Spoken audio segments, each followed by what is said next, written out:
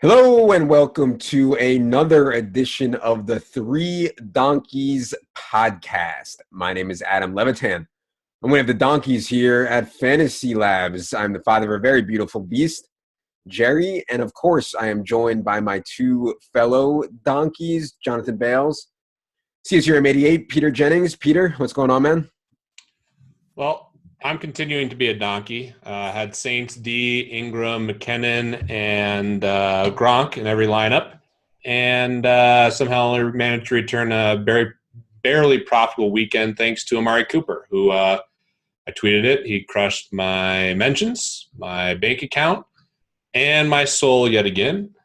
And Bales isn't being a donkey. Bales shipped all the money, so I guess there's only two donkeys on the show today. Well, we're going to get into Bales shipping all the money in a second here. I will say that at least the Amari Cooper thing has given you, I might say, some much needed material for your Twitter feed, right? Like, I think your Twitter feed is peaking right now on this Amari Cooper thing. Oh, it's definitely my Twitter game was so bad that only someone as putrid as Amari Cooper could actually boost it up. So thank goodness for that, I guess. All right. We also are joined by Bales, of course. Hashtag regular employee, hashtag tank top life, soon to be hashtag screenshot life, which we'll talk about in a second here. Bales, what's going on? Not much, dude. I was also on Amari, mostly on DK. I messaged Peter Sunday morning about how much that I liked. I assume that didn't influence you that much, Peter? That was all. Yeah. All the signs were so good, by the way. Like, every piece of data I was getting was just like same. Yeah, I loved Amari. Yeah, there were a variety of reasons I loved Amari. He was the I believe the biggest drop in price on DraftKings ever in such a short period of time. Obviously, he might be talented. Peter thinks he's talented. He probably is.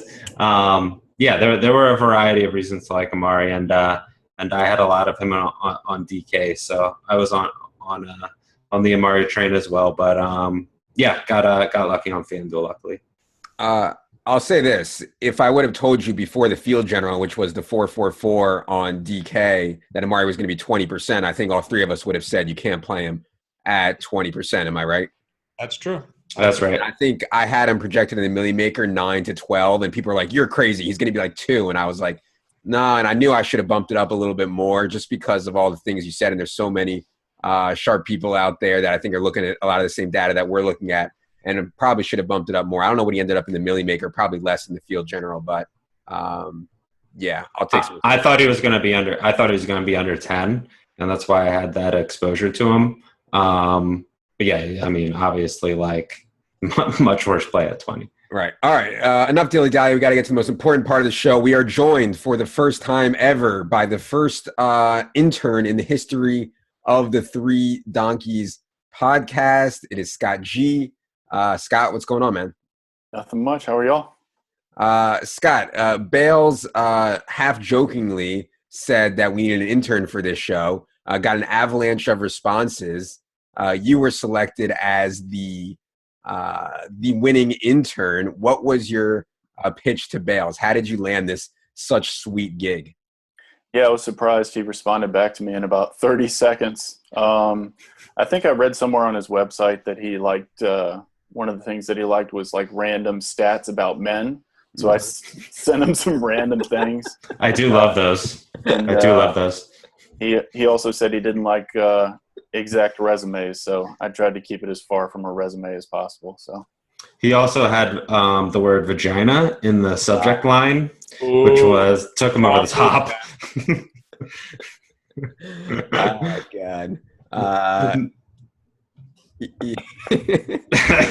Anyway, why I like Scott was it was so creative of an email, and it was pretty short, but he showed like that he was a longtime Edge podcast listener, that he had read all of our stuff. Like there were all these little inside jokes that showed like he really, really knew like everything about us, a lot about DFS and stuff, and it was really creative and funny. So yeah, I mean, that's like automatic hire in my opinion. Yeah. Bales forwarded it to me right away, and I said, yeah, you got to hire this guy. He's hilarious. I think in all seriousness, Bales, like when people try to get a job, and I know you were formerly hashtag CEO life, now you're just hashtag regular employee, but when you were hashtag CEO, in all seriousness, how did people catch your eye if they wanted a job? Because I think in our industry and maybe going forward for future generations, like just like having a 4.0 and going to college, like doesn't really impress you that much. You know what I mean? Yeah. Yeah. I mean, I get a lot of, we all get a lot of emails from people that just like want to work in DFS or fantasy. Like that's obviously very attractive, of an industry to work in. And the main mistake people make, I think, is just they send a resume, they send like a typical cover letter type of thing, like to whom it may concern or whatever. And I honestly don't really read those. The stuff that I read that are the people that we're likely to hire, and we do hire them. I think like every employee at Fantasy Labs, other than one maybe, just sent me an email. And it's always like, these are the ways that I think that Fantasy Labs could be better, or that Action Network could be better. And here's how I can help. And here are like examples of things that I've done in the past that show that I can help. So it might be like a blog if you're a writer, or if you're a developer, like maybe you have like an awesome tool that you've built, or whatever. But like different ideas of like things that this is how I could actually help your business. Here's how I can provide value. And then showing that like you're not only willing to do that, but you've like already done that in the past. Yeah, so that's pretty much what I look for. And you know, it's the type of thing where like we might not even be like actively trying to hire someone, but they put themselves in a position where we're like, well, we have to hire this guy because it's going to help our business so much. Like we have no choice but to bring this guy on. So that's the main thing that I'm looking for. And I do think that a lot of businesses like ours, or especially online businesses, have moved that way where like the resume and cover letter thing isn't really gonna work too much in the future. And it's more like, what have you done, and what value can you provide moving forward? And how much Bitcoin do you have? Yeah, I was going to say that's all really well said, but I think the key takeaway here is if you include vagina in the line there, that's the most important thing. Like that's what Scott has identified. The crucial thing, if you want to get a job, just put vagina there. I wouldn't recommend it for a corporate job. I don't know. Bales is like sending like dick jokes to the lawyer and stuff like that. Bales is really out of control, man. I sent a bad one today. I shouldn't have sent that one. Scott, tell the people what your responsibilities are as the intern for the Three Donkeys podcast. I think it was laid out just like you said it originally, just keeping track of the bets that you make, and like Bales said, trying to add a little extra value here and there with some ideas that I may have. All right, yeah, cool. Scott's always coming up with great ideas with different props, and I mean, our trophy we're gonna get from Scott's recommendations, so he's already provided all the value I could imagine. All right, speaking of value, we typically don't subscribe to the hashtag screenshot life. Peter has obviously had some monster days playing DFS. Don't see screenshots from him. Bales has had some huge days. Don't often see screenshots from him. Bales decides to break the trend on Sunday night. Pops up on my Twitter feed. 197K score over on FanDuel on an 8K buy-in, 8K worth of buy-ins. Bales, why hashtag screenshot life, and talk about the score. Yeah, I mean, we don't do that too much, obviously. You know, there's a ton of variance in DFS, and if you're playing a certain volume, like you always have some decent cashes, and that's inevitable. But yeah, I thought it was a big enough score to warrant the screenshot life in this instance. The lineup was a sort of a game stack with Bucks Cardinals. and really came down to McManus in the late game. Kicker, you always want to be in that position, and he did awfully, 1 for 3 from field goals, and might have cost me some money, but yeah, he scored enough that I was able to win the 300 or whatever it was on FanDuel. So definitely a good week, and something that I thought was it justified the screenshot there. Oh, I agree. Believe me, I would have screenshotted way less. What is the protocol, Peter? What do you think is the proper protocol? We've actually talked about this on Edge before. When is the proper protocol for screenshotting? Obviously, after all the games are over, but how much do you need your ROI to be to live the hashtag screenshot life? Yeah, I think like 100x ROI or something that's just like life-changing or your biggest score. Nothing tilts me more than the person who's tweeting out screenshots, once every couple of weeks or a couple times, in a week when they have some great scores. And then those screenshots for 3 months when they're obviously getting their ass kicked. And then they get on a little heater again, a couple screenshots.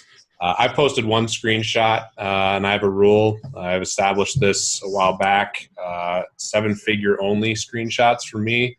Probably not going to hit another one of those again, but that's the life I've been.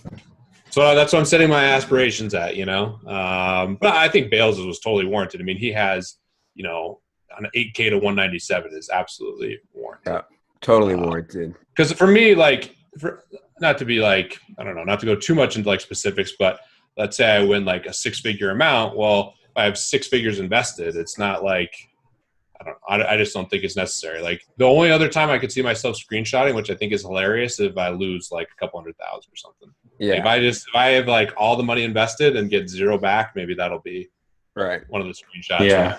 Tweeting that out in addition to a job application to Bales. Yeah, no, I think that's very fair.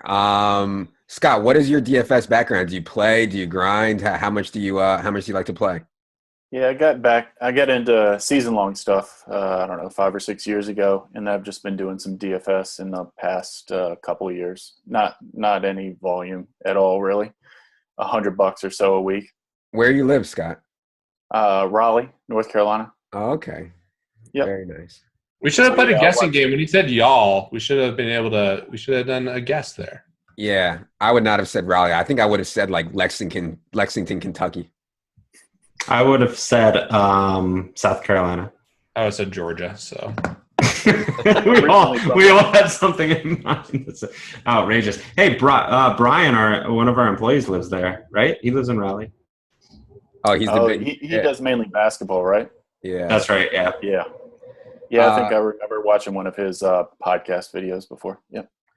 Bales, one thing about the lineup, one thing that struck me is I was talking to a couple guys I'm friends with, and I was like, yeah, you guys see Bales score? Everybody was like, yeah. I was like, they were like, yeah, it really wasn't that off the wall of a lineup. Like that was easily a lineup that I think a lot of us could have come up with. It was pretty low owned. Like Jarvis Landry was low owned, and I think Mark Ingram was really low owned on FanDuel, which actually shocked me. I think that was like my biggest miss of the week in ownership was Mark Ingram on FanDuel. Like I don't see how people didn't play him at 5,900, but making the lineup, were you actively trying to be contrarian? Did you think that was a contrarian lineup, or did you think it was going to be straightforward? Because to me at first I was like, that looks like a pretty straightforward lineup, and then the ownership percentages were actually pretty low.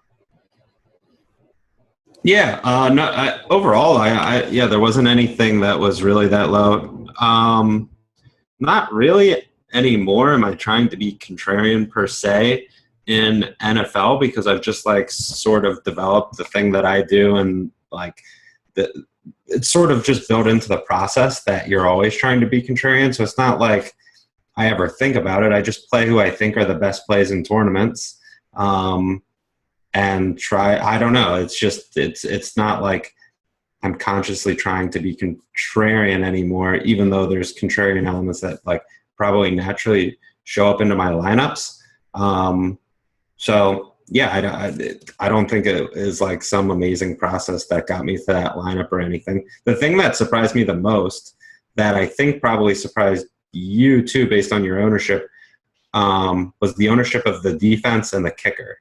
So like I picked McManus because I thought he was going to be low because of the spread, and I picked the Texans thinking that they were going to be like not chalk, but like 8 or 10% or something, and they were like 2%. Yeah.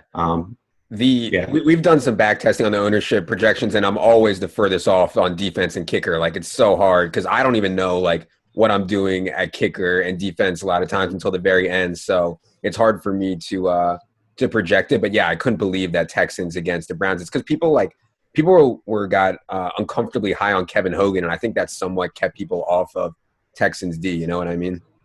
Yeah, they were also 5,400, and I think that people like who starts with their defense in a lineup. You start like with your stack, or you never start there, and then you fill in the kicker and defense, right? And a lot of times you just don't have salary left, or it's like too far above, and you drop someone. But it's just I think that it was just a pricing thing, probably. Yeah. All right, enough DFS strat. You guys can go plenty of places for that. I want to get into this bet you guys made while you were in Vegas. Friend of the show, Joe Ingram, who was on the show last week, apologized for the audio on that show. I know it was hard to hear, but Joe is the man, known for prop betting. You guys were out in Vegas with him and got into an interesting prop. Peter, why don't you tell the people how it came about and what you guys are laying and what you think the real price should be and all that? All right, so it was a really fun night. We went to a hockey game with Joe and some other poker guys, including Phil Galfond, his buddy Dan. It was just a really, really good time overall. We were talking investing, DFS, poker, all sorts of great stuff. And, we were itching for some prop bets. Bales was talking to Joey initially about who he could get on the podcast. We all felt good about that one. It was kind of a win-win regardless, just fun. Basically, he has to get Shaq, Kesha, or OJ on the pod. So that's good. I mean, that's a nice little challenge for Joey. And after the game went, which, by the way, was really cool, we went to the first hockey game in Vegas. Not to go too much into it, but they brought out like a first responder with a hockey player, a firefighter with a hockey player, a policeman with a hockey player. And one of the funny stories was we speculated on the game, took the Knights, obviously, but after like the whole presentation and like the Vegas strong stuff, Bales goes, "Oh, the Knights are minus 500 here. Like, they're never going to lose. They're minus 1,000. Like, he's like, this is the best bet I've ever made. And the Knights go out and score 4 goals in like 3 minutes. So Bales was clearly running very hot. If you were in that arena, you knew that they were never. What was the real line? We got it at minus 114. Oh, wow. Yeah. So, I mean, who knows? Like, hockey, it is what it is. We took the money line on the Knights. Probably not a good speculative move, but we felt good about it, especially after that. And after the game, we're walking back, and we try to get Bales and Galfond to run a race because Galfond's like, yeah, I'm actually pretty athletic, pretty fast. Bales and Galfond are kind of both similar builds. We have a perfect hallway, and then Galfond didn't want to do it, which was disappointing. So then we were really thirsty for some more props. And Galfond was great. I don't want to throw any shame on him, but he had reasons why. He's like, oh, I know people at the Aria and all this stuff. But we end up talking with Joey, and we get into doing a podcast in Spanish. And Bales, you can jump in now and kind of tell the story from here. But we made some props on the Spanish one. I thought we got it in really bad when we were giving him 4-1 to do a podcast in Spanish, 5K to 20K. And Bales, take it from there. Yeah, we were. What was the name of that restaurant? We went there the next night. Yeah, in Aria, and I don't even know how it came up exactly, but we were like very close to booking this bet in Spanish at 4-1, which in hindsight I think it would have been way worse for us. And someone, I think it was Peter, brought up, hey, maybe do it in Mandarin. And Joey initially wasn't going to do it. He hasn't told anyone this, but he did not know that was Chinese. He thought that Mandarin, I guess, was a country. Or I don't know what he thought the country's name was, but he was like, what Mandarin? Like, I'm not learning that tiny little language. It's like maybe the most popular language in the world. But then I think he Googled it, and he was more interested. And we gave him 6-1, but we increased the price 7,500 to our 45K. And he has to do. He doesn't have to become fluent per se, but he needs to pretty much become fluent because he needs to have like a 30-minute conversation in Mandarin. So to the point that he can like answer someone else's questions. And the stuff that I've seen on Mandarin is not in his favor, maybe. There's like, if you change like the tone of like words a little bit, it changes their meaning, and I don't know, it doesn't look good. But yeah. Let me say this. With Spanish, there's a lot of correlation to English, right? Like you can learn Spanish relatively quickly. I think I took like 7 years of Spanish. There's so many words that correlate. There is nothing that correlates about English to Mandarin. What would make him possibly think that that's a fair line? Well, okay, some other background on the story. So I thought we got it in really bad. Like I said, 4-1 on Spanish. I thought he could do it. I took 7 years of Spanish too. I took it in college, and I still suck at it. I barely was conversational in Spanish even after all that schooling. But I knew we were getting in bad. It was definitely possible. So then I brought the Mandarin in, and I offered him something I thought was really enticing that he almost took. I offered him 10-1, 10K to 100K, that he couldn't do a podcast in both Spanish and Mandarin in a year. So I was just trying to get the Mandarin in because I thought the Mandarin was by far the best one. I was looking at something on Google that said like 2,200 hours, and I was reading all this stuff about how people spent like years doing it. My trainer here in Colorado went out to China, lived there twice. He did like tutoring and all this stuff. He says he can barely speak like 5% of the language, and he lived there, for 2 different 6-month stretches. So I was just trying to get the Mandarin in, and then Bales comes back and just like a savvy negotiator gets it down to 6-1 on the Mandarin. And Joey's just like inspired because I think he wants Chinese girls. How is this going to be tested? Do you guys provide the person that he's going to be talking to, and how will it be judged if he's fluent? I mean, if he's close, you'll need judges, right? Yeah, we have 5 judges. They're yet to be named, so we'll see what judges. But 5 people who speak fluent Mandarin that are going to judge. Like, okay, he knows this language or he doesn't. So he needs to actually learn Mandarin. Yeah, I would like to bet your guys' side. Scott, do you know any other? It's available on Bet Online. Yeah, I was. How did that get onto Bet Online, dude? I don't know. How did that get there? I don't know, but he's minus it's a minus 1,000 on no and plus 600 on yes. Yeah. So they don't think it's that far off, I guess, from ours. Although they might be just banking on like more underdog bets on Joey. And the thing about Joey is that he has never lost a prop. He works really, really hard. He will actually try to do this, and if anyone can do it, like he will do it. So to be clear, like if I was given 20-1 on like 100,000, or like even 30-1 on 100,000 to do this, I would be drawing dead, like stone dead. Joey is live. Like I could have the big, but like a huge risk. I mean, like I think I'm just dead no matter what, personally. But Joey, I mean, Bales, do you think you have any chance here? Yeah, at a certain price, maybe.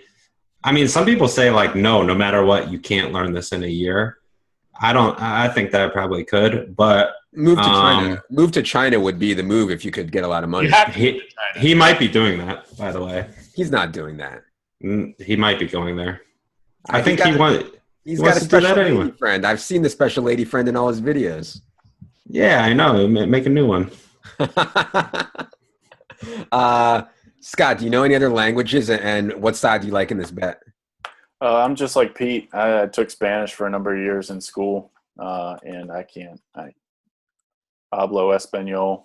That's about all I got. Do you know any Mandarin? Are there any Mandarin speakers in Raleigh, North Carolina? I wouldn't be surprised, but I don't know. A year does sound like a stretch unless he does move. That would be a huge help, obviously, to him. But, yeah, I got to take their side. That's got to be really hard. All right. I hope we get some updates as this bet goes along. I know he has a swimming bet too, which I'm interested in following with too, about the swimming one. That is interesting. Speaking of props, why don't we finalize some fitness props? Me and Bales, the only thing I can do due to my finger, which is still needs to be in this thing for at least another month and probably more. So the only thing I can do is a race because I'll be solely focused on the mile. I'm giving Bales 2-1. The only thing we need to figure out is is where and when, Bales? I think generally speaking, we can say like January, February. Is that right? Yeah, we'll do it around NBA All-Star break, and it doesn't really matter where to me as long as we're running on like rocks. No, we're running on a track just like last time. What else? I can't really do much else. Do you and Peter want to hash some stuff out? Oh yeah. So you're out on the pull-ups then? There's no way I can do a pull-up. So Peter and I have pull-ups. We're doing the 17, right? That's booked. That's booked. So 17, how much are we doing it for, Bales? I don't know. What do you want to do?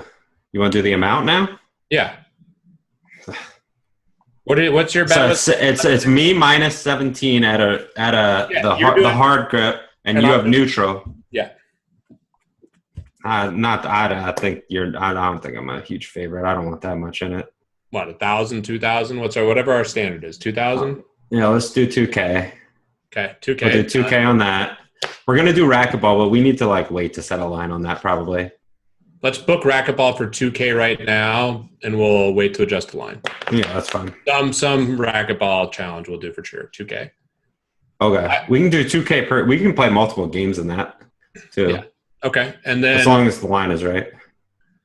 I'm interested in doing bench press of the body weight. We talked about 185 versus 225. I mean, I just booked something with my dad actually. So one really fitness prop with my dad is I gave my dad a free roll that if he could go from 210 to 185 from September 1st till the end of the year, I'd take him to Hawaii.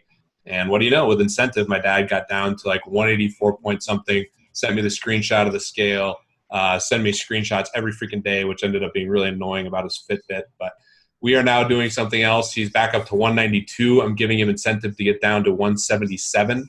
And we're also doing some fitness around it, like he has to do so many push-ups and all this stuff. Mine are pull-ups, and then I have to be able to bench press my weight at least 20 times.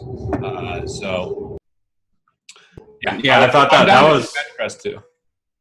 Yeah, that was an awesome thing that you did. I love that. I did a similar thing actually with my mom on something with smoking. But Peter took his dad to Hawaii, and I mean he's like exponentially healthier now, I assume, right? Oh, and he actually had some leg problems too, and just like he had a health scare, and it just made an amazing impact on his life. So that's the good stuff. I mean, I know it seems degenerate, but like the fitness stuff is great. There's no denying that. So do you want to do bench press 185 versus 225? Well, let's ask Levitan knows relatively where we are. What do you think is fair in this bench press thing? I mean, I don't know. I've never really seen Bales go hard on the bench. When we were benching in the gym, it didn't even seem like you were really trying. So it was kind of hard for me to tell. I really don't know. Bales is like sandwiching weights. He's got like a 45 on one side, then he's got like a 10, and then he puts on a 35, and then like a 25 on the other side. So I really don't know. I'm happy to go to the gym and test with you, though. I just can't do anything except for run. Do you just want to test it, Peter? I mean, I know I can do 185 10 times right now. But like, yeah, I can do 225 like 5 or 6 times. Tops right now. You got up to 31 times in your peak. Fucking like 10 years ago. We all know the Hulk. He says he can only do 15 pull-ups. The money's on the line. He does 27, and maybe probably more. We do a couple. You can't do that with bench. Oh, I've seen you turn green, buddy. All right. Anything else? You'll have to work that out. Anything else? We're also going to do this sit-up one for sure. And is that with your legs up against the wall? Like your legs, like your ass has to be touching the wall? Or your like, how does it work, Bales? No, your feet. Your feet touch the wall, and then your hand needs to come up and touch the wall, and your head needs to touch the floor. You can do that too, Levitan. Sounds horrible. I tried it today, by the way. It's I don't know. We're gonna have to figure out how to test it, like if it's timed or something, because you can do a bunch of them. Yeah, Bales and I are talking a little business on the phone. We start talking some props, and Bales is like, "Hold on, I gotta test this." So funny. Yeah, well, let's go to the gym this week, Bales. We'll test it because I feel like I'm wasting my membership. I haven't been since I hurt my finger. Yeah. All right. Anything else? The one other idea that I had now that you got the messed up finger, Adam, is a Stairmaster prop. Mm. Oh, Seems like get that lower body pumped up. Yeah, I like stairs. Bales trains on stairs in his house. I've never done a Stairmaster in the gym. We could try to run actual stairs. That's interesting. let's run actual stairs. I have a great one. Red Rocks Amphitheater, Colorado. There's like a huge thing of stairs, and we could definitely do that. I would love to train for that too. Can we do that in February though? We could push that one back. I mean, we could definitely do it. I mean, Let's do it over the summer. I'll make my annual Denver trip over the summer. That'd be great. Yeah, let's do a Denver trip. We'll book the stairs for the summer, so that'll be a little farther out, but incentive to stay in shape. We'll do the three of us. We'll just do it even. I'm a dog with the Achilles, but I'll get in with you guys, and we'll make a fun Denver trip out of it. Yeah, that's a good idea. Thank you, Scott. I'll take you boys out to dinner too for coming out to Colorado. Real nice. All right. And then me and Levitan are going to play some Miss Pac-Man, I think, later this week. Oh, yeah. Big Miss Pac-Man match going down Thursday night. Going to a place called Barcade Thursday night. I'm excited. I played a ton of Pac-Man growing up. Haven't played recently. Played in Orlando at that mansion we had. They actually had a Miss Pac-Man machine. And it was kind of embarrassing. Bales actually got me a couple times. But I really feel like I have the greater natural talent in Miss Pac-Man here, and I should emerge victorious. So we'll have results there next week on the Miss Pac-Man bets. All right, before we get to NFL picks for this week, we got to talk crypto. Bales, crypto continues to go to the moon, or at least Bitcoin does. New highs, 5,700. Why don't you give the people their weekly crypto update, and why is crypto peaking right now ahead of what looks like is going to be another fork in about a month here?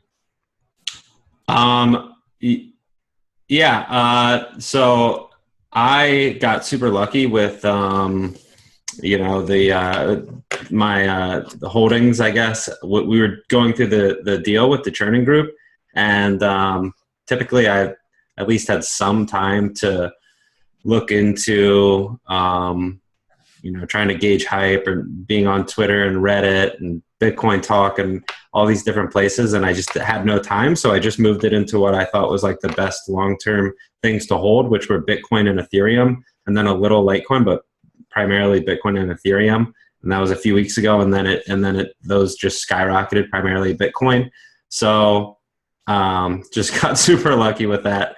I mean, anyone that is new to crypto, I would probably just suggest that you buy Bitcoin. I think that that's the safest thing, and I'm fairly confident that over the next few years it will increase in price. So that's just something that you would buy and hold as you learn more about crypto. But that's where I am right now. I haven't put in a ton of time, but I imagine I'll be diversifying a bit here over the coming weeks as I have more time. I've never talked to you about this, but when you start diversifying, can you at least chat to me like one time about it, buddy? Yeah. I just want some tips, bro. I want some tips from the magician. Yeah, right. You're gonna be owning like all the strip club coins. That's fine. Good. I need some advice. I'm too hesitant. I only own the only cryptocurrency I've ever owned is Bitcoin and Ethereum. That's it. Yeah. So I need some tips from the wizard, buddy. Okay. Things are really turning around for the three donkeys here. We got Bales with Screenshot Life. We've got Bitcoin to the moon. We've got the acquisition of the company. Like things are really turned around. Am I wrong? Can we actually talk about that? Where a few weeks ago we're doing this podcast. I did not want to fucking do this thing. We're going through the deal. It's a disaster. It's so long. Like I'm just depressed every night. Like, oh my God, why is this taking so long? All these hurdles. Crypto is just crushing me. DFS is a disaster. Like literally probably just the worst time of our lives financially. And then, it's turned around really quickly. It was a really good lesson to me though. Like you kind of know, but until you go through it, like how fast you can make money and how quickly you can lose money if you're an idiot with it. Oh like, yeah. Your fortunes can change real fast. And they changed because like if you talk to Bales and I in August, where things are going great, and then September, I mean everything. Churning group is great. Obviously, we're thrilled with everything that happened, but anytime you sell your business, there's going to be some challenges and just things. Obviously, we'd never done it, so there's some really big challenges there. And then DFS we're just getting crushed, and crypto's going down. So it was tough. And now Bales, I mean, if there's anyone who can bounce back, I mean, look at the guy. He's got the moose shirt on. Bales the king. Scott, any takes on crypto? Do you have any tips for us on any shit coins or anything like that? No Tickcoin or anything like that. I've watched crypto for a while because I work kind of in finance, but I have not. What's the take in the financial world about crypto? I'm pretty sure that they think it's a fad/bubble that is going to go away very soon. Yeah, I don't know. It seems like Jamie Dimon from J.P. Morgan comes out and says it's worth nothing, but it seems like all the big banks are investing in at least the blockchain portion of it, which has to be some benefit. Yeah, I think that's the standard line from Wall Street now. Is like, well, we don't believe in Bitcoin, but we believe in the blockchain technology, and we're going to invest in that. I don't know. Like Peter, you mentioned funds popping up, and I saw Goldman Sachs was reportedly taking a position in crypto in some sense. I didn't read the exact details, but I think that there is some turn there, right? Of bigger people putting a ton of money into the space. It's actually a topic I feel probably most familiar when talking about crypto on is just kind of the public perception, especially in the financial industry. Obviously, there's been some big guys talking down about it. There's been some talk, just even on CNBC right now, there's a venture firm, Blockchain Capital. They just raised $150 million. You have Fidelity sponsoring podcasts. So pretty polarizing. One of the most interesting stories to me, or not stories, but just kind of examples. I think people are going to be biased most of the time towards what's ever better for themselves. So for example, at the golf club I play at, one of the guys manages a bunch of money.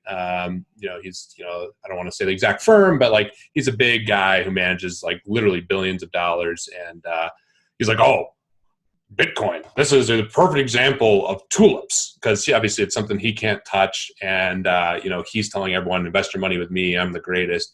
And something, I wouldn't say it's challenging him, but it's something that he can't benefit from personally. And so immediately he has a reaction that it's very biased towards himself. He's like, oh, it's tulips, and just calls anyone who invested an idiot, and just totally berated me, honestly, when I was talking to him about it. And I just saw him the other day, and I'm like, oh, pretty nice run Bitcoin's on. Because I asked him, I said, well, I was like, well, I'd like some exposure. Would you, take the inverse of Bitcoin right now, and I'll take the positive? We can do it on the side. And he's like, oh, I'm not doing that.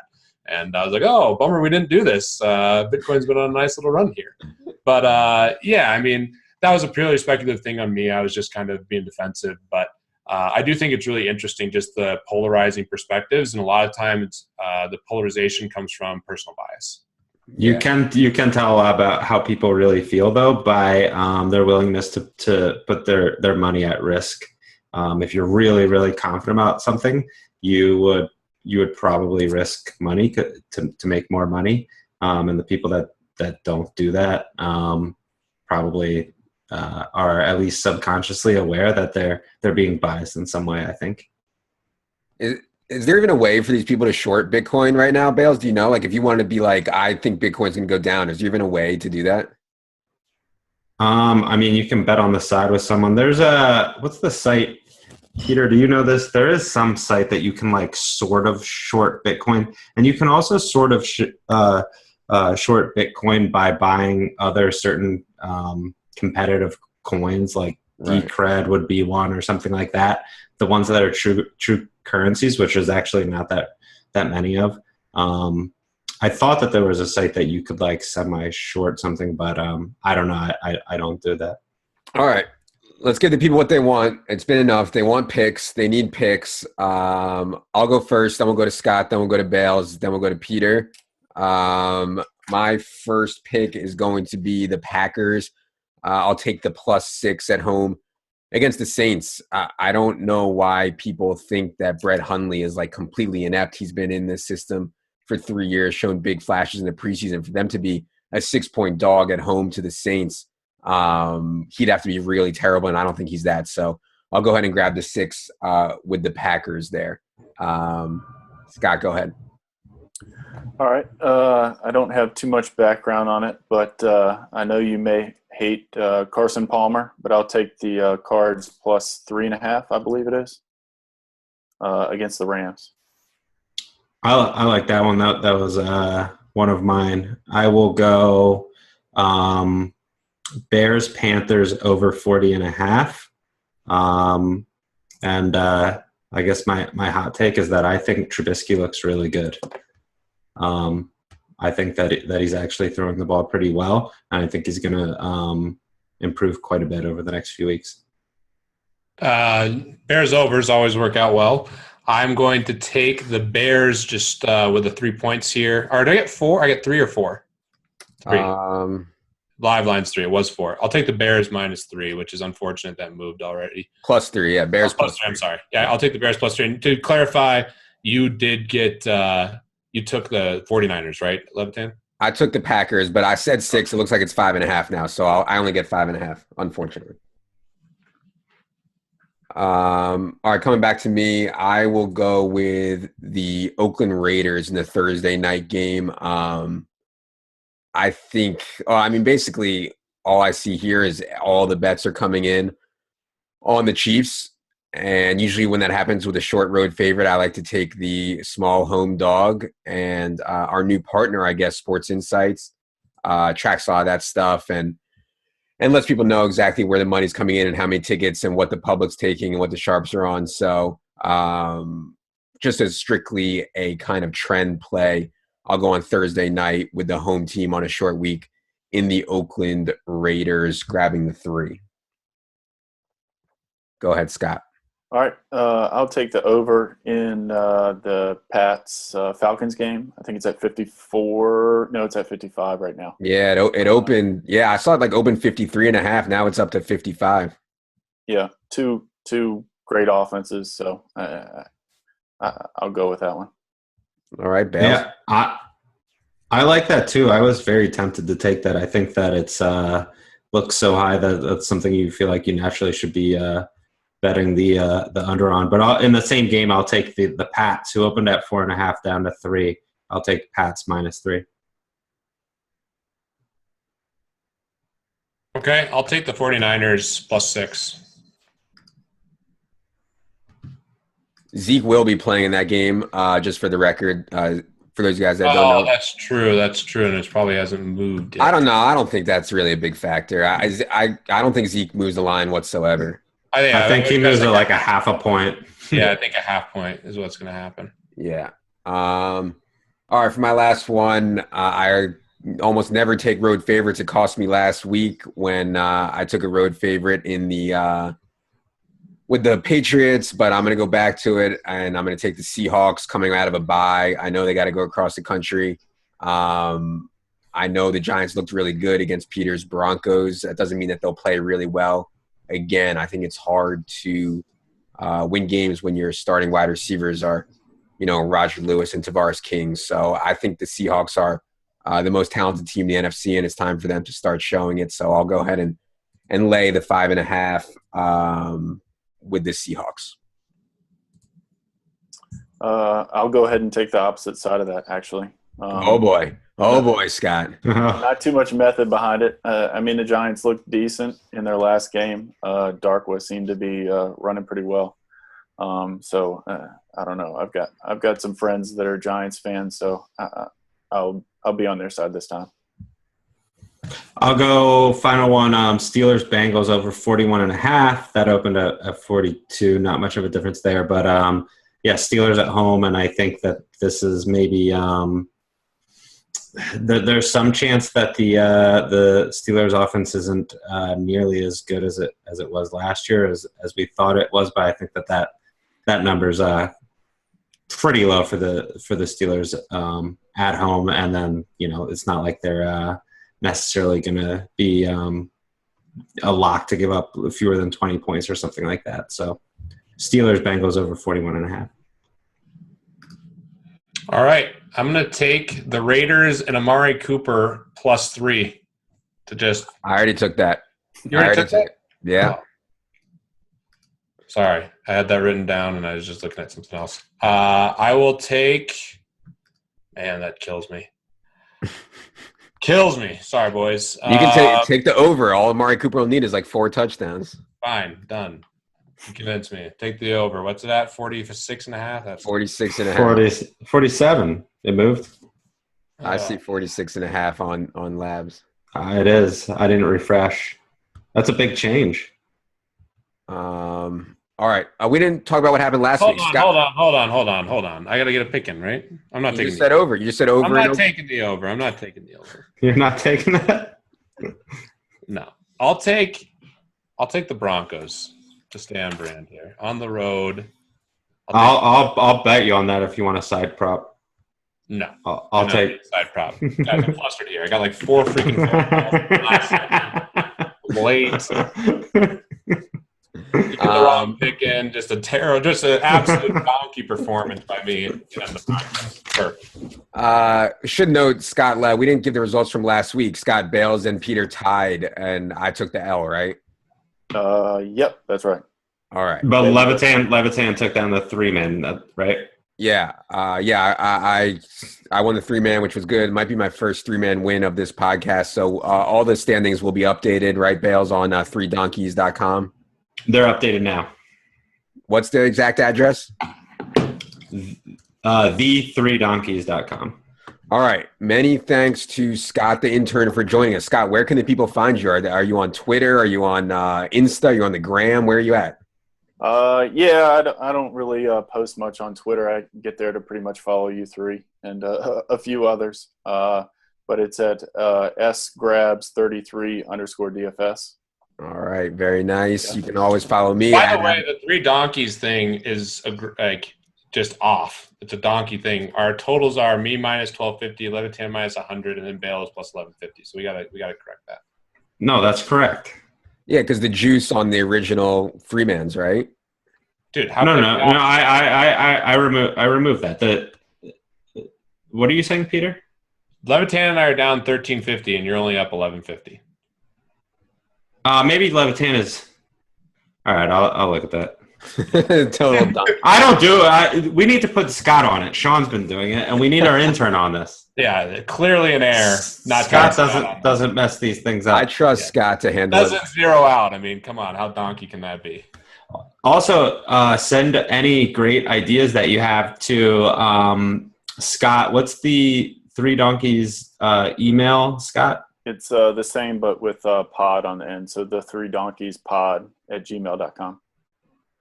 Yeah, if you have any good ideas for like fitness props that we could do that are easy to test, or any other end of year props, that would be good. Or comment on the videos. I'll look at those too. That's a nice. Look at him showing off the donkey right there too. I mean, that's incredible. You need some motivation. Oh man, that's unbelievable. And who? How do you win this? By just being up the most money at the end of the year? Yeah. Well, the winner. Actually, I didn't choose. So either that one or we can do it at the final. No, wait, you bought this? I purchased this. Yep. Jesus, Scott, I thought that this was like an online photo. Scott just got. We need to talk about it, but Scott owns a majority of the Action Network and also has, 20% of Bales winnings for the rest of the year. Oh my God, Scott, this is amazing. Call up Chernin. The cap table needs to be updated. You know what? 20% of the whole company. I did name it the Golden Donkey, but someone told me to look that up on Urban Dictionary, and it's not quite a good thing. So we might. Do you guys know what that means? No. No, but yeah. No, but I live for that stuff. I can't wait to find out. We'll go with it blind. It's the Golden Donkey now. Wow, this is incredible, Scott. I love it. All right, enough's enough. So many fun times were had here. Thanks to Scott the Intern for coming on. You can follow Bales at Bales Football, Peter at CSU Ram 88, me at Adam Levitan. Jerry is back there sleeping for her. Scott, did we get Scott? Did we shout him out with his? Yeah, Scott gave his Twitter already. You were like watching NBA or something. I'm a mess. Sorry. Screwing up left and right. Can I get Raiders +3? Thank you. You did yawn about 8 times during the Flex podcast last week, so I didn't Who see did, him me? yawn today. So no, Me? Peter did. Oh, No, What really? did I do? That was really donkey? You yawned about 8 times in the last Flex podcast you were on. Yeah, about right. I'm on my A game, guys. You were trying to hide it, so you were working hard. Yeah. All right. That's going to do it for another very well organized, very well thought out, very well planned episode of the Three Donkeys. For Jerry, for Scott, for Bales, for Peter, I am Adam. Good luck, everybody.